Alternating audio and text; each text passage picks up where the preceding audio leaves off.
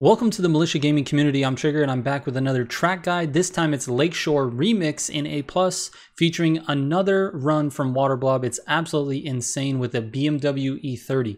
All right, let's go.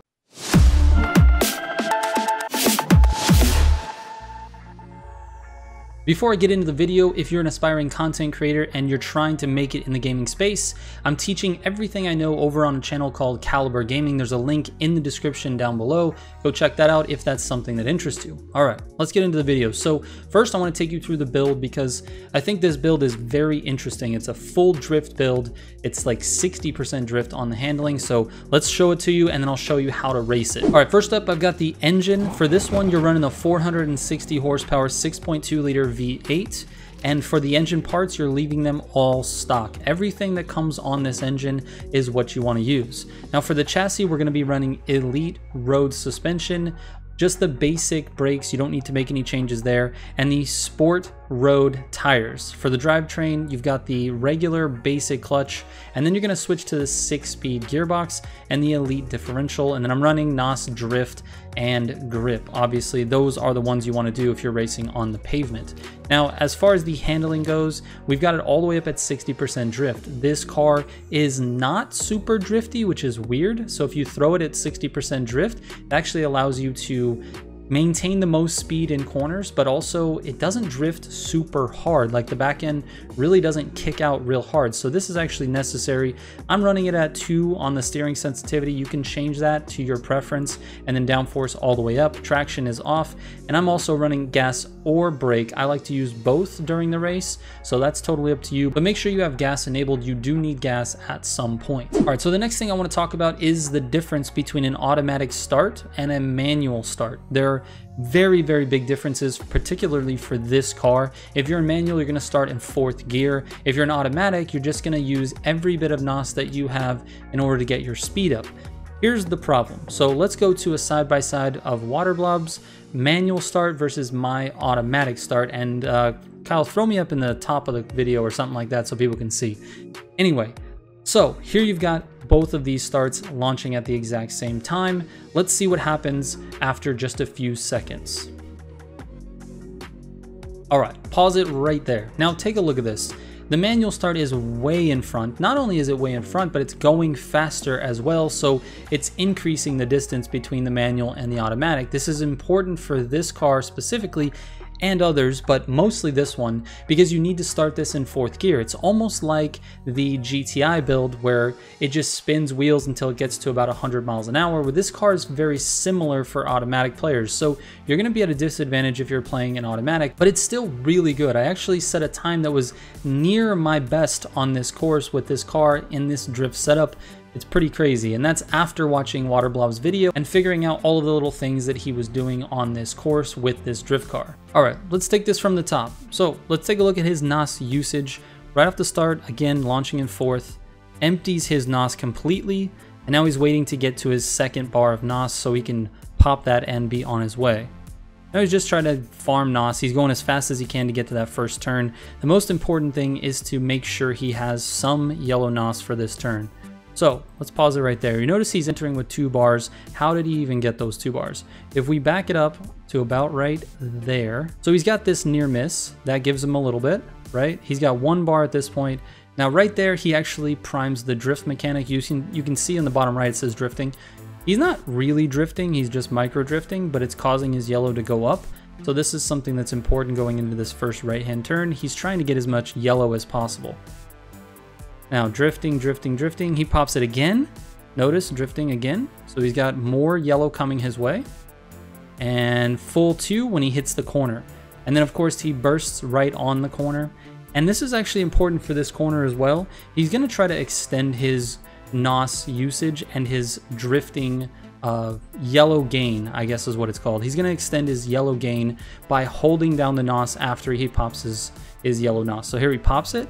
And then he holds it down. Look at his blue meter. Holds it down, and it ends up giving him a full grip turn, 2 bars, which is great. And notice he's still making the smoke, so he's actually still getting credit for drifting as well, which gives him some more.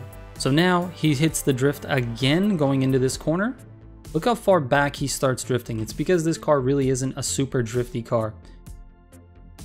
stays off of the grass. Now, some people, I'm gonna back this up. Some people tag this corner. This is all dirt right up in this area.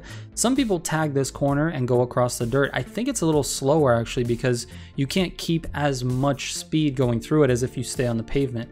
So if you look at, let's slow this down just a little bit to half speed. If you look at this, he's going through, barely misses the dirt and bursts through the corner. And when he straightens out, he's looking for any type of car to get a near miss. Doesn't get it for that one. He's drifting, goes through a couple of cars and gets his near miss and his drift NOS. He needs another yellow for this corner. When you're drifting, when you're using a drift build, you need yellow for every single corner because you can't grip those corners and you're not really trying to. You want to slide into it and then burst around it. So he's got this one going. Let's go ahead and put it back up to full speed, normal. Again, slides this corner, bursts again, sets himself up for this corner, slides again, bursts again, gets his grip NOS. This is important. He's chaining NOS like crazy. Check this out. So let's go back a little bit farther. So he gets his grip. Notice it says grip turn. So he's got his grip for this particular turn. Then he's going to use that yellow on this turn.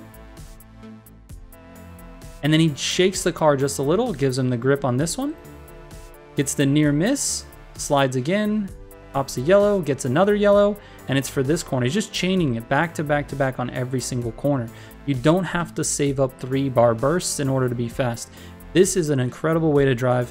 He's got another yellow, and he actually gets a yellow for gripping that turn, but it kind of pops whenever he's in the air. You get a little bit of NOS whenever you're whenever you're airborne, so I think that's what happened there. And he's just setting himself up for this next corner. But notice how much drifting he's doing. He doesn't ever let the car get super sideways, because if you do get super sideways, then when you use your burst NOS, it actually pushes the car even further sideways, and you don't want to do that. You want to be sort of right in the middle. You want to kind of be micro drifting essentially. You kind of slide into the corner, pop it at the right time, and then micro drift the rest of it and out of it. And notice again, he's holding his blue NOS outside of that turn. See how much NOS he just used on the outside of that turn? He pops the yellow, then uses a bunch of NOS. Going into this one, another micro drift, gets himself a bar. And this is actually important. You don't want to get into this dirt on the left. This dirt has a bunch of little bumpies in it, and that thing will send your car off into a direction that you're not ready for. So that's why he pops it right in the edge. He doesn't want to have that dirt affect him. Again, pops it and just stays on the NOS. Almost goes halfway with his NOS. Now he's just farming, and on this corner, perfect 3-bar pop. What you want to do is pop it right here. He actually told me his visual cue are these dotted lines. So the center line will actually go from solid to dotted, and that's when you want to pop it.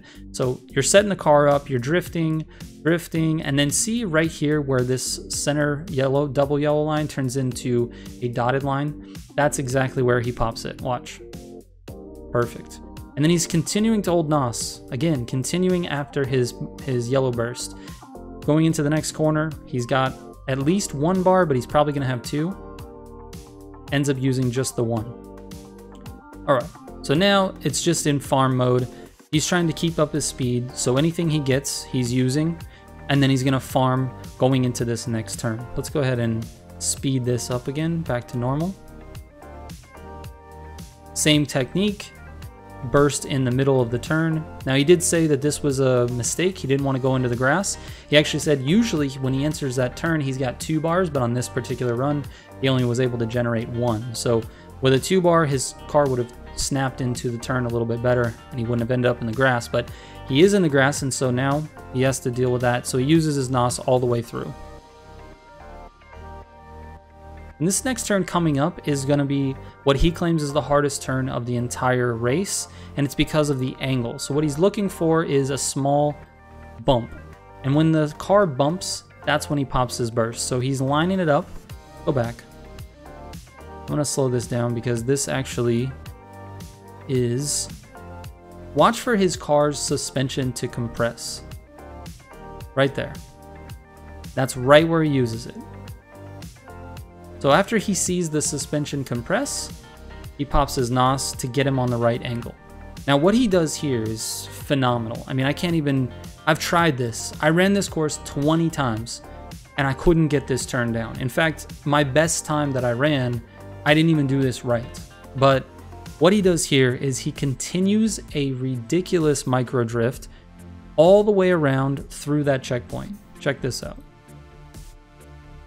Micro drift, micro drift, micro drift, just perfect line, exactly where he wants to be on the course, has a 3-bar, and then pops it around this turn. It's just incredible. It's perfect line going through here. This dirt doesn't matter too much. Of course, drifts around this one, pops his bar again, and he's just off and running. He's already here at the track at 149. It's just a ridiculous time. Go ahead and back to normal. The rest of this race is really just farming these yellows and using them. So pops his yellow, uses all his blue, pops the yellow, a little bit of drift, and he gets his full yellow and pops it again. I mean, it's just incredible what he did with this run. A 2:04.84 from Waterblob. What an amazing run. And now you guys understand how to do this with a drift car. It's really incredible. I think the community really needs to start racing more with drift cars. I just don't think we do it enough. I think I'm sort of getting into it a little bit, which is why I was able to run a respectable time. But it wasn't great. I'm still like 15 seconds behind Waterblob for that run using the exact same build. And that's what's crazy about this. We actually use the same exact build, and my best time after running this 20 times was a 2:19. So this is just incredible what he's doing. But I think with this build and with the knowledge of the track and this style of racing, you guys can definitely run a time under 2:20. And certainly the best ones out there can run it under 2:10 probably, or close to 2:10. Anyway, that's it for this one, guys. I hope you enjoyed this, and I'm planning on doing more of these as we get to see some more really insane runs from some of the more competitive racers in this community, the better drivers. And I'm just going to keep highlighting them and bringing them to you and showing you guys exactly how they get these runs done. So anyway, thank you guys for watching. I really appreciate it. I will catch you on the next one. Trigger out.